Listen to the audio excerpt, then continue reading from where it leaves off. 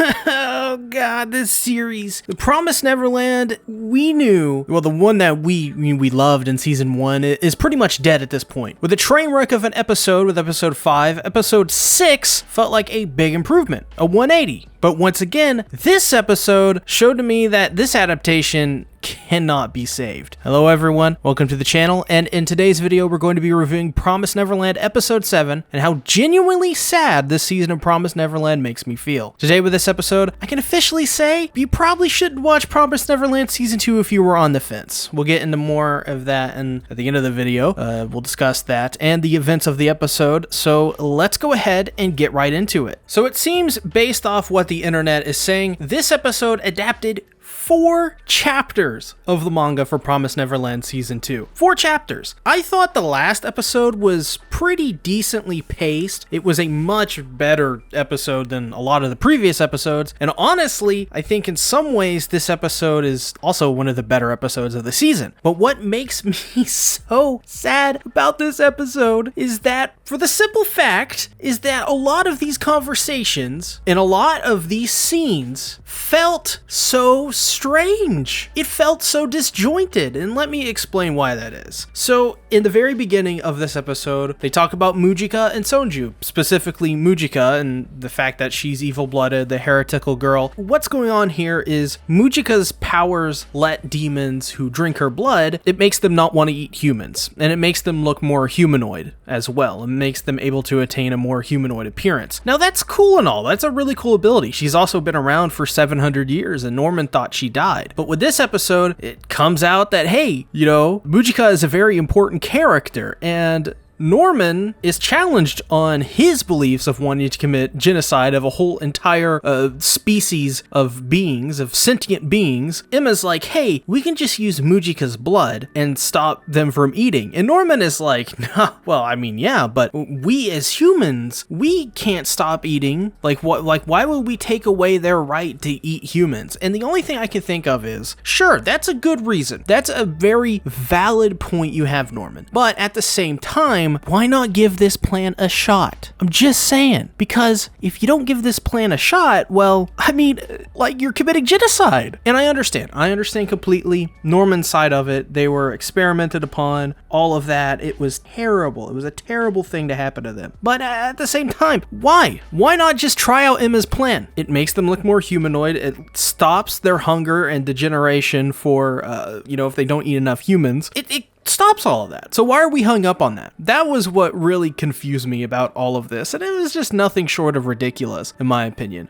Then you have as well the weird tones in this episode. So I've noticed this throughout, basically since episode 5, is that Norman's scenes make him out to be the bad guy or a very antagonistic character. And I don't know why that is. And it made me realize that they never officially said that Norman was a bad guy, but because of what they're trying to do by having him, you know, put that seed of doubt into your head about Norman, but because of the pacing and how everything is made this season and how it's all just all over the place, I have no idea what to think about Norman's character. Other than that, I just don't like Norman's scenes. Like, I liked the last episode with Norman. I thought that was pretty interesting. But honestly, I find his scenes very boring. Not only do I find it very boring, I find it very obvious and telegraphed the way that they're going to go. From episode 5, guys, I pretty much knew that Norman was going to be the bad guy of this season. And don't you think that's a little ridiculous that you can already guess that? And here's the thing, I've not read the manga. I don't know anything about it. I can tell you right now, from episode 5, I believe that Norman was the bad guy. And that is just not really fun. That's not really fun to think that way. You don't want to have your story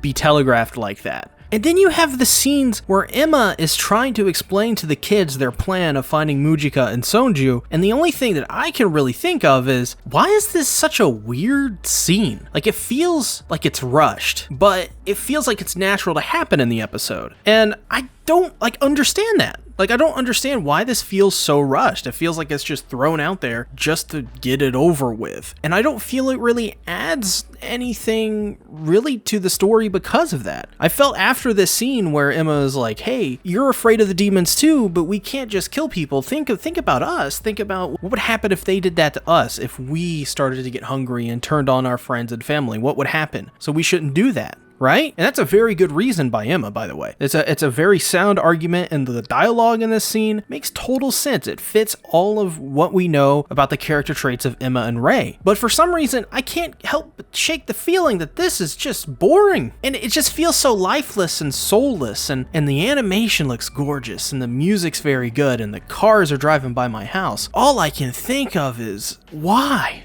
are we doing it? It just feels so boring. Now, the scene with Barbara, on the other hand, was probably the best scene in this episode, for the simple fact we got introduced to this mechanic where, because of them being experimented upon, they have to take these medications. Apparently there's these intervals between that they can take these medications, and they'll be fine. And it seems those intervals are just growing shorter and shorter over the past, I think they said, a couple days. And Barbara, and as an extension, all of them, including Norman, have this interesting aspect about them where they have, a ticking clock where they have to act on their plan, do what they have to do, and execute it. They don't have much time to think about it, which is a very good reason for Norman wanting to not go with Emma's plan if he has a certain amount of time he has left before he dies or goes insane or becomes a vegetable of some kind. We don't know. But this also means one other thing, because Norman is having effects from this too. He's coughing up blood. He told all of them in the last episode that the only thing that happened to him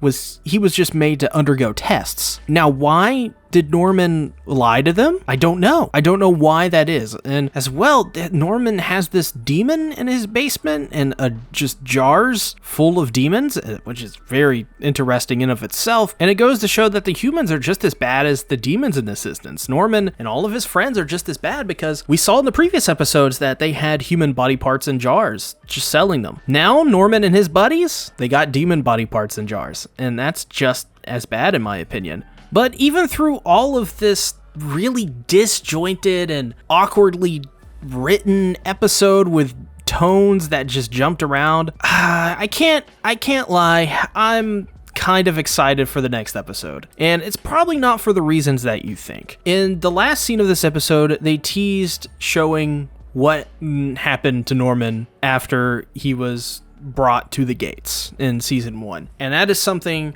I'm very excited to see. In my opinion, I think we're going to see someone that's human.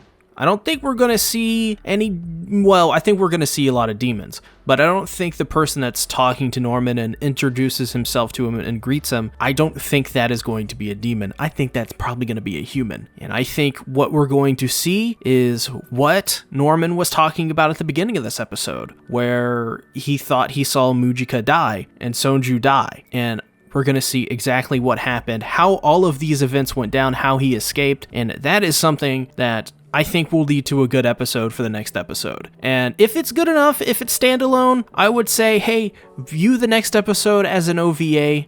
If it does go through with this Norman flashback sequence, and if it's multiple episodes, hey, it's a multi-episode OVA. But at this point, I gotta ask again, I asked it last week and I think the week before, where's Isabella at? The fact that Isabella is not yet in this series is actually ridiculous. They focus pretty much a whole episode of her coming back. She's not even in the series right now, guys. Think about that. She's been in one episode, and she was teased of a very important role of finding the kids. Where is she? I want to see Mother Isabella. They gave me the expectation that she was going to be in this show, and she's just not in it. And I'm very confused on why have that scene to begin with if she's just not going to show up for 90% of the series. Makes no sense. Either way, it continues the trend of Promised Neverland. It's just going downhill at this point. And the thing is I don't think it's going to be the worst thing ever. I think we're going to end on probably an above average quality and a very bad story. I think it's a very bad story because in the context of Promised Neverland, this just did not execute on the things season 1 did. And I think that in of itself kind of makes it bad. But at the same time, I think it's of average quality.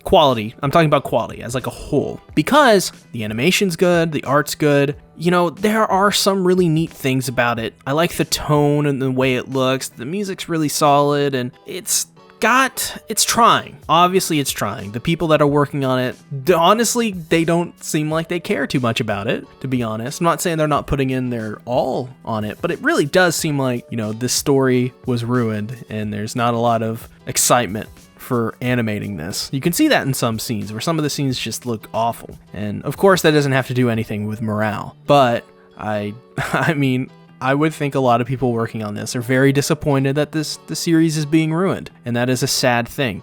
A very sad thing. But what did you guys think about Promised Neverland Season 2, Episode 7? If you haven't already, be sure to subscribe and ring the bell. Check out my Patreon page. I got a Teespring. I got all of that cool stuff. Put down the comments below, just if you're having a good day. Because I want to know. You having a good day? If you are, awesome. If you aren't, I'm sorry to hear that. Thanks everybody for watching. I'll see you in the next video. Bye-bye.